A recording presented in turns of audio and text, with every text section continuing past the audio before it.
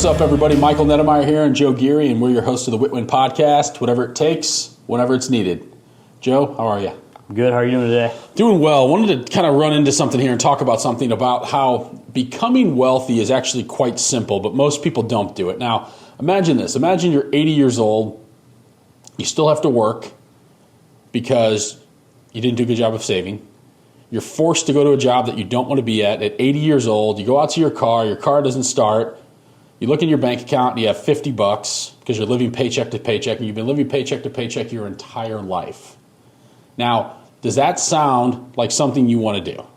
Would you want to do that, Joe, being a young guy right now? No. 60 years from now, you're going to be looking at your checking account, worried about money, worried about your car starting, worried about if you need tires on your car, you have to finance it because you don't have the money to go buy tires for your car.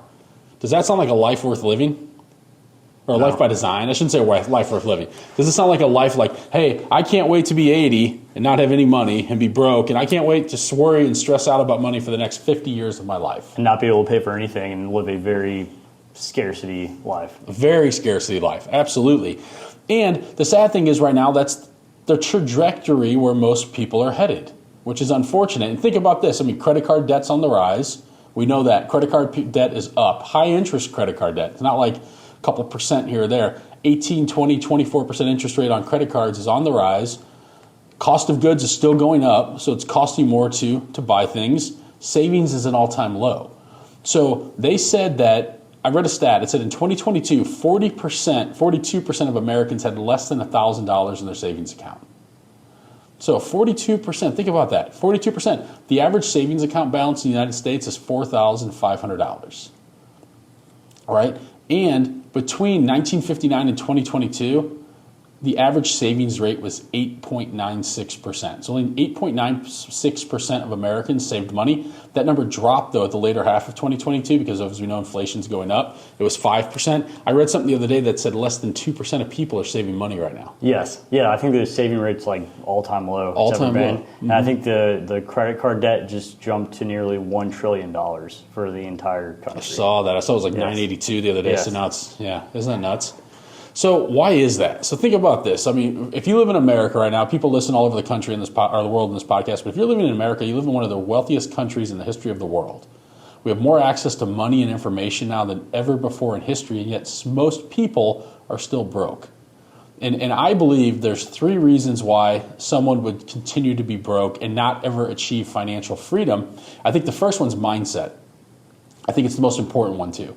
If you don't believe it's possible, it's not going to happen. If you immediately rule out the possibility of ever becoming wealthy because you say, that's not for me, I could never do that. Hey, I come from a poor family. I don't know any millionaires. I don't know anybody that has money. I don't have connections.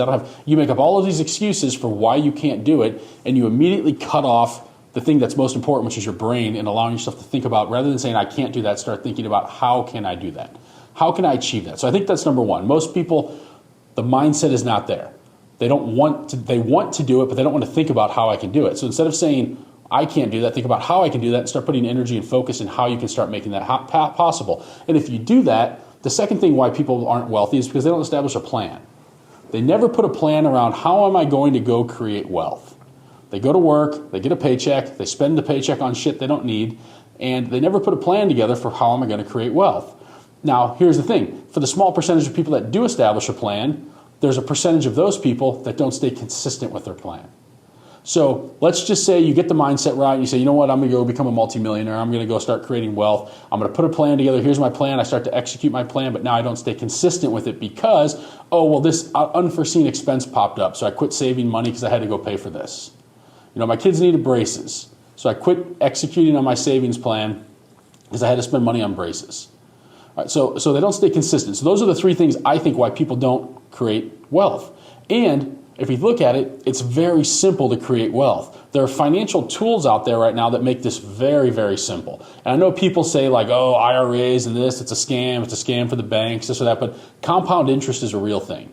And compound interest, when utilized over time, can generate a ton of wealth.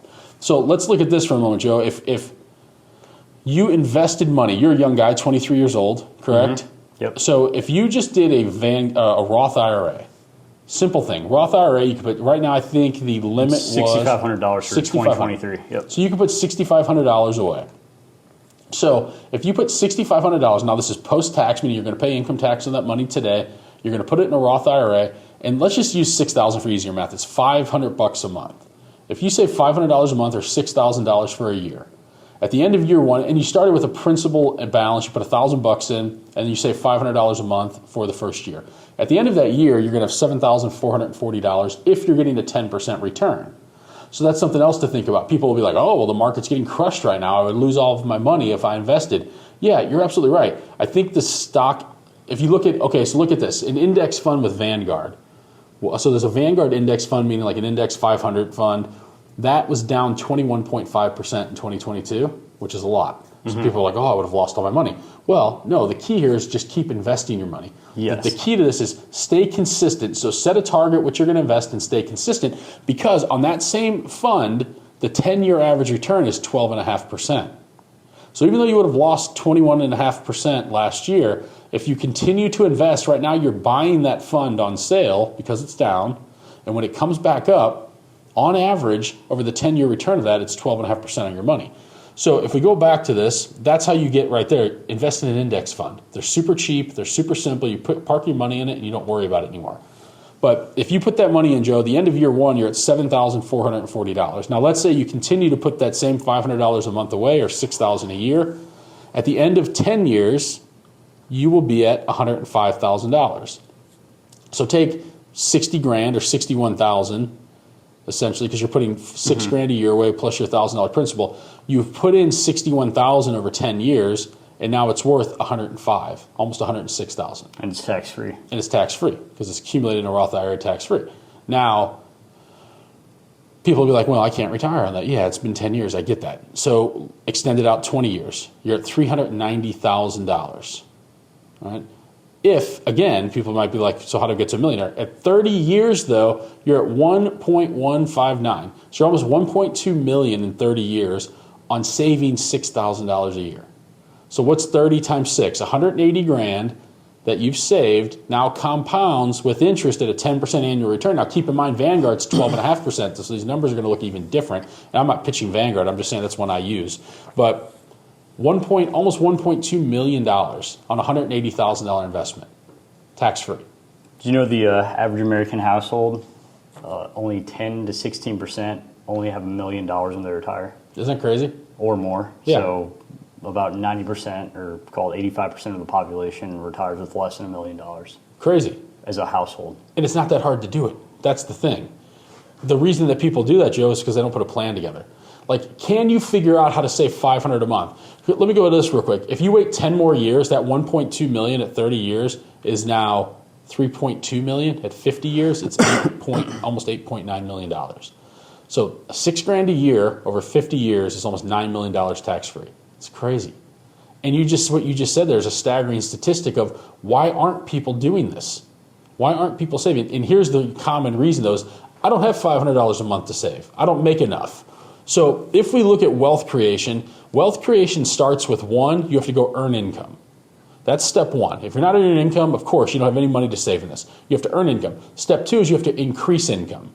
So if you're not prepared to go figure out how to increase your income, so if you're working in a job where there's no potential to earn any more income, you need to go look for another job. If you're in a job and you're capped out at what you can make and you're never going to make any more than that, other than maybe the 3% bump for inflation or whatnot a year, you need to go look for another job and go figure out how you can start making more income. The other thing I would challenge people to do is if they say, oh, I don't have income, I don't have extra income, there's no money left, you need to look at what you're spending on. Because like I used to say that in my early 20s, I made that excuse, oh, I got all this credit card debt, I've got all these student loans, I've got all this stuff, I can't save money. But I always found time or money to go out. I always found money to go out with my friends and drink and spend it on things I didn't need. So you can find money, you're choosing not to find money, you're choosing to use that as an excuse. You can think about this, even if you save $50 a month right now, you put $1,000 away at $50 a month, in 50 years that would be $1 million. So if you're 20 years old right now, by the time you're 70, you'll have $1 million by saving $50 a month. Is it that hard to save $50 a month? No, we spend it on much dumber things every single month. All right, so $50 a month. Now, my point here is determine a number. If you save $100 a month in 50 years, that's almost $2 million. If you save $150 a month, that's almost $3 million. If you save $200 a month, that's almost $4 million in 50 years. So if you don't want to wait 50 years, here's another option. Go increase income and put it into other vehicles like a SEP IRA, simplified employee pension if you're self-employed. This is a good one for real estate agents that are out there selling houses, making a good income. You can put away in 2023, the contribution limit's $66,000. Now, this is tax deferred income, meaning you're not going to pay income on your taxes today, and you're going to defer it, but you can sock away 66 grand. So let's just say you made 100 grand, you put 60 into it, you're only paying income tax on 40,000 of that money. So what does that look like? Well, it's a big number, but let's just say you were saving 60,000, it's 5 grand a month, correct? At $5,000 a month, if you're saving that, in 20 years, your IRA, your SEP IRA would be almost $4 million. In 30 years, it would be almost over 11 million. In 40 years, 31 million. In 50 years, it's almost $90 million. Well, the crazy thing about that too is it's like you said, if you're making 100 grand a year, you have to live off 44. Mm-hmm. So, and I don't think a lot of people are willing to do that because they want to live, they want to buy the newest car, they want to live in the nicest house, they want to buy all the designer stuff. And I think it's making that short-term sacrifice, and in the long term, you can buy anything you want pretty much. Yeah, most people won't sacrifice. Here's the thing too, like I like nice cars, I like nice houses, I like nice watches, I like nice stuff. So I'm not saying you have to live this meager lifestyle. One, if you want those nice things, you have to go create more income. And two, if you want those things, one, you have to establish your savings plan for how you're going to save, because what happens if you get hit by a bus and your money stops? So if you're buying dumb things like that, like I think buying expensive watches and cars, I like all that, I buy that stuff, and I don't buy it with earned income. So if you're not putting your money to work for you so it can generate passive income like these two methods here, a Roth IRA and a SEP IRA, are extremely passive. It takes a couple of minutes every month to push money around, and that's it. That's passive income. Investing in real estate is a form of passive income, but I consider it more active income, because you still have to go identify the properties. You have to maybe, contract people to go fix the properties up. You have to get the property rented. Even if you have a management company, you have to seek out a management company and get them up and running. So it's a little more active investing. But if you're spending earned income, for one, earned income I don't like because it's getting taxed the highest.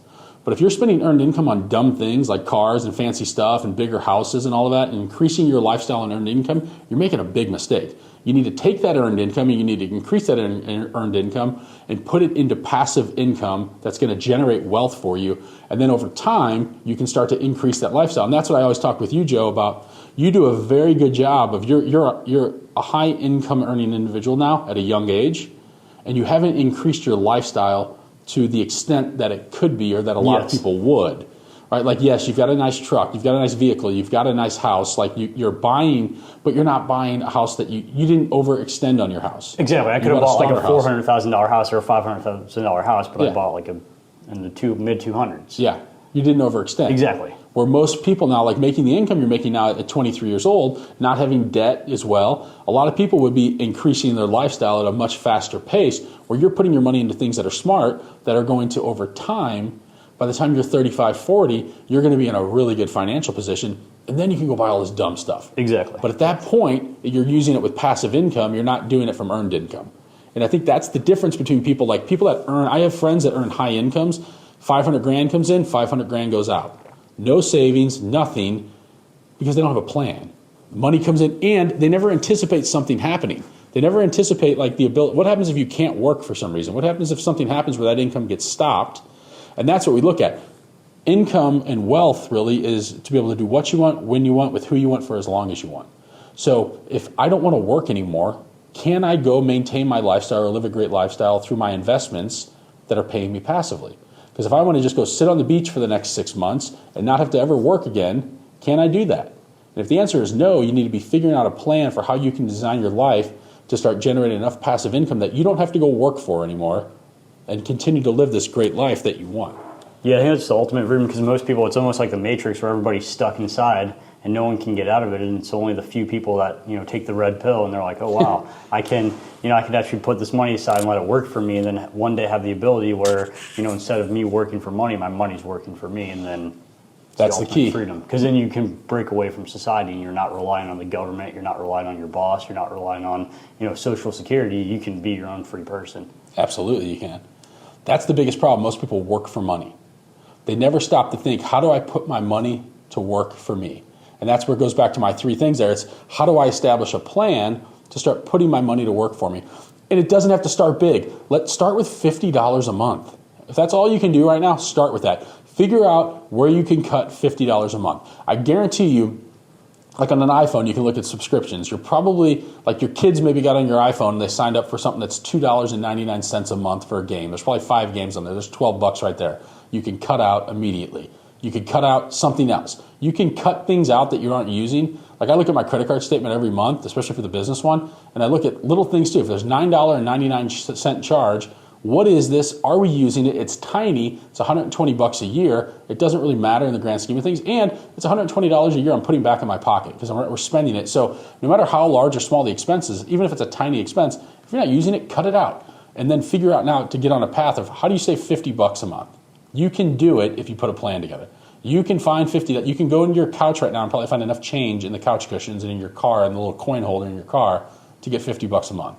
It's not that hard. No, not at all. And I think it's eye-opening too what you said about looking at your credit card statement or even your bank statement, because I think a lot of people never do that. And it's easy too. Like one day, you look in your account, you have $5,000. The next day, you're like, oh wow, I have $2,000. Where did all that money go? Mm-hmm. And when you start looking at it, like you said, you'll see all these subscriptions, these silly things that you bought, and you're like, oh, that's where all the money went. Instead, it could have went over here and done a lot better. Definitely. I agree. And so I think that's a lot too, where it's like if you're sitting you go to the register, you're checking out and you buy a couple packs of gum, like did you need it? Or you bought a candy, whatever, it's just these mindless little things we're buying that we're not even holding ourselves accountable to. So I think step 1 is figure out, pay attention to what you're spending your money on. Because are you just aimlessly swiping a debit or credit card, and do you really need what you're buying? So that's step 1 too, is figure out what am I spending my money on, and then how do I put a plan together to start figuring out a number. What's my dollar amount, whether it's $50, $100, $5,000, $10,000, $20,000 a month. If you're able to save $20,000 a month at 10% interest over 50 years, guess how much money that is? A few $100 million. I think what's 20? Do you have a calculator? Yeah. Well, I'll give you the number. It's $350 million. But what's $20,000? What's 240 times 50? 240 grand? Yeah. Times 50 years. So $12 million. So you save $12 million, you invest, and it's worth $350 million after. So you invest $12 million over 50 years, but it compounds to $350 million. That's why they call compound interest the 8th wonder of the world. It's just mind-blowing and staggering that over time, how much your money can compound and create wealth for you. So here's the thing. Figure out what your number is, and then figure out how you can go generate more income so you can increase your savings number every month. If you start with $50, your next target should be, how can I get to saving $500 a month? And then figure out a plan for how you can go increase your income to get to $500 a month. Because you can save $50 a month and over 50 years get to $1 million. Or you can increase your income and you can start saving $500 a month and in 30 years get to $1 million. Or you can increase your income and get to save $5,000 a month and get to $1 million in 10 years. So I'm a big believer in putting focus on how do we increase income and then take the increased income that we're making and put it into things that pay us passively so that we can truly have the option to retire. Like, I don't know if I'll ever truly retire because I enjoy what I do, but I also like the idea that I have options. I don't have to work. If I wanted to stop working right now, I could, because I've set my life up in a way where it pays me enough passive income that exceeds my expenses, and so I don't have to work. That's what I want for my life, and that's what everybody should want for their life. They shouldn't just wake up and go to work and go to a job they hate and work every single day for the next 20, 30, 40, 50, 60, 70, 80 years of their life, and you don't have to do it. And that's the cool thing about this, is that if you establish this plan and put some focus and attention on it, you can build whatever life you want. And especially in sales, you can go make an unlimited amount of money for the most part. So if you put your focus on my goal right now is to save $50 a month. I'm going to go figure out how I can increase my income to get it to $500 a month. I'm going to go figure out how to increase my income to get it to $5,000 a month. What if you were making $50,000 a month? What does that look like? Now you can sock away $20,000 of it pretty easily. You get to $1 million in 5 years. Do you know people that are making 50 grand a month? 50 grand a month, 600 grand a year. In the grand scheme of things, it's not that much money. Right? There are people that make that in a day. There are people that make that in an hour. There are people, right? So go get around people that are doing this thing. Go get around people that are creating money, creating wealth, and earning income and building businesses. And who you surround yourself with matters. I think that's the big thing too. If you're making $25,000 a year and you're hanging around a bunch of people that also make $25,000 a year, well, guess what? You're probably going to be making $25,000 a year for a long time. You're probably not going to invest your money either. Probably not. So if you're making 25 grand a year, how do you get in front of people that are making $25,000 a month? Go find those people, go seek those people out, because chances are it's not going to be people down the street living in the same apartment complex as you. So you have to go seek individuals out that are doing more than you. Go get in front of them, go learn from them, start putting focus on how you put a plan together to really take control of your life and create wealth, and not just wake up and just deal with life as it comes, because that's what most people do. They wake up, they don't know what the hell the plan is, they let life knock them around, and 10 years, 20 years, 30 years go by, and they're in the same spot they were a decade, 2 decades, 3 decades ago. If you start today with one, knowing that it's possible, and there's simple steps to take. Start an IRA. It's very simple. Establish a dollar amount for how much you're going to put away each month into your IRA. Look at a compound interest calculator. You can Google it. Very simple. Start plugging numbers in. How much money do you need to save to get to $1 million? That's your first target. Get to $1 million. If it's going to take you 50 years, I need to increase my income to be able to save more money to set that $1 million target to 5 years, 10 years, whatever it is. Once I get to $1 million, how do I get to 10 million? 10 million, I think, in my opinion, is kind of the ultimate target, should be the bare minimum, because we know everything's getting more expensive. So you're going to need 10 million bucks to retire. You especially, will, Joe, at your age. It's going to be like the new $1 million. It is. Yeah. 10 million will be the million. Everyone's goal 10, 20, 30 years ago is to get to be a millionaire. Millionaire, unfortunately, is probably not going to be enough. And I would say set that as your first target, because set 100 grand as your first target. It doesn't matter. Just get in the habit of saving your money every single month. Set your target. Put it into these things, these vehicles that can pay you passively. And if you do that, 10 years from now, you're going to really thank yourself. 20 years from now, you're going to thank yourself. 30 years from now, you're going to thank yourself, because guess what? This time is going to pass regardless. And do you want to be a person that took action today so that 10, 20, 30, 40 years from now, you're not struggling like the majority of people will? It's an unfortunate reality. It's a reality where we've told you the statistics. The majority of people are going to struggle with money their whole lives, and it doesn't have to happen if you take action and implement a plan today.